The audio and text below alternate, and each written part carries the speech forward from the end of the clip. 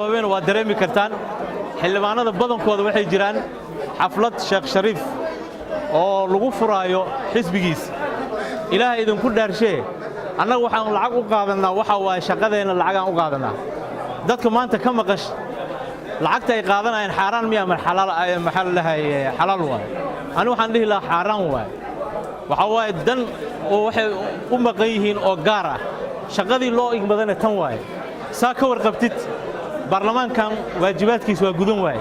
waxaa jira xildhibaano hadda dibadda iska jiro oo shaqadooda aan qabanayn maalin diyaaradan soo raacay Nairobi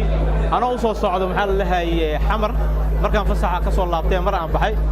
waxa diyaaradii la saarnaa qof idhahay waxaan maqanahay 10 bilood ninka 10 bilood maqan oo shaqadan ka maqan oo loona soo doortay in maxaa la umadiisa wax u qabto waa arin aad u falxun waay markaan waxaan leeyahay mas'uuliyadda maxaa lahay annaga waan la saaran tahay shacabka mataleynaa mar walbana haddana waxa la eedeeyaa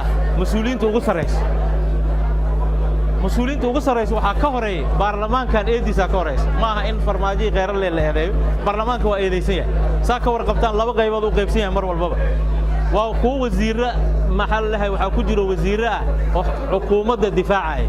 iyo kuwa wasiirro doonay oo mar walbaba ayagana mucaarad ah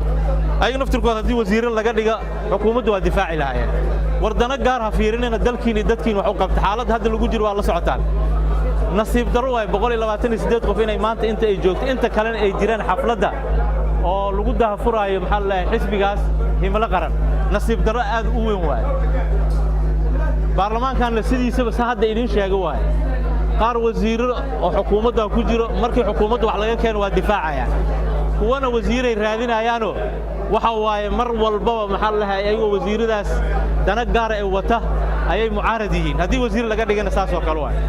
kuwa kala maalna waa jiraan oo isku mabda ahayn oo kala maqan markaan walaalayaal waxaan dhihi lahaa in isku maal noqda mar walbaba danta shacabka ka weyn ninka maanta inta imaanin oo maqan xaflad ku maqan waxa waa lacagta uu qaadanay xaraan waay markaan waxaan soo jeedinaa inay maxaa la dhahay ilaahay ka cabsadaan ummadda ay u shaqeeyaan hadalkaygina meeshaan ku soo gabagabeynaa